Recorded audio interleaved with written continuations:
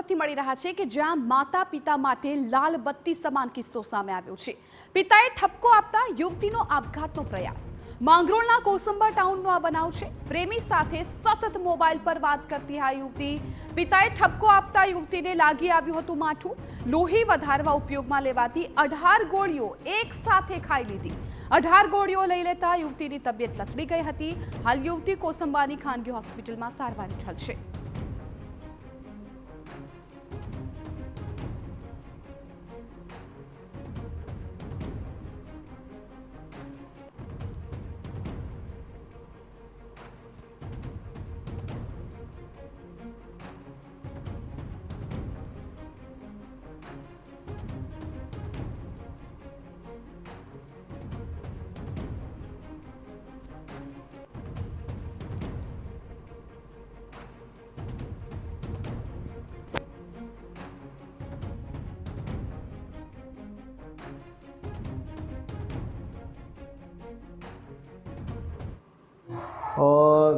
એક છોકરા બાબતે મારાથી 9 તારીખે રાત્રે એનો મોબાઈલ પકડાઈ ગયો।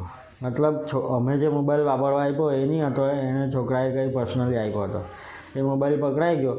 એને પકડતા મેં કંઈ એને ગુસ્સો કરીને બોલ્યો, ઠપકો આપ્યો, તો એના પર એ આખો દિવસ કંઈ નહીં કીધું, નાઇટમાં કંઈ નહીં કીધું।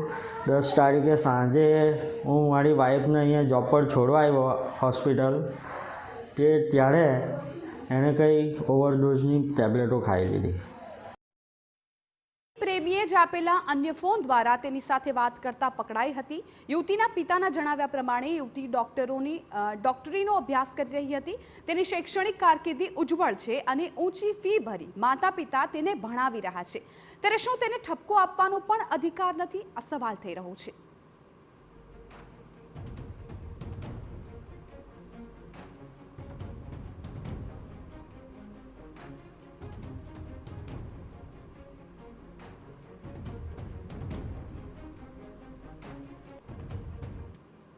આટલું સાંભળતા નથી તો અમારી આગળ જતાં અમારી પરિસ્થિતિ શું?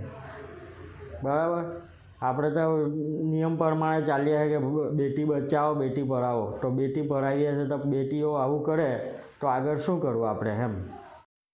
યુવતીને સમયસર સારવાર મળી જતા હાલ તે જોખમથી બહાર છે। જોકે સમગ્ર મામલે કોસંબા પોલીસે જાણવા જોગ ફરિયાદ કરી છે અને સાથે જ અપીલ કરી છે કે સોશિયલ મીડિયાના વળગણને કારણે આ ઘટના ઘટી છે અને તેનો સમજણપૂર્વકનો ઉપયોગ જરૂરી છે। તો બીજી તરફ ડોક્ટરનું પણ કહેવું છે કે આ ઉંમરના યુવાનો, વિદ્યાર્થીઓ માતા પિતાની વાત સાંભળે તે જરૂરી છે, કારણ કે તેઓ સંતાનોની ભલાઈ માટે જ વાત કરતા હોય છે। 20 થી 21 વર્ષની ઉંમરના દરેક વિદ્યાર્થીને સૂચન કરીશ કે તમારા માતા પિતા જ્યારે તમને કોઈ બાબતે ઠપકો આપે છે કાં તો પછી તમને બોલે છે, એ તમારા ભલાઈ માટે જ બોલે છે અને જ્યારે તમે આ પગલું ભરો તો એ યોગ્ય નથી। કારણ કે જો તમને આ કંઈ વધારે થઈ જાય, વધારે તકલીફમાં મુકાઈ, તો તમે જ વિચારો કે તમારા મા બાપની શું પરિસ્થિતિ થશે। પોલીસ તરફથી જાણવા જોગ એક રજીસ્ટર કરી અને આની તપાસ કરી રહ્યા છે।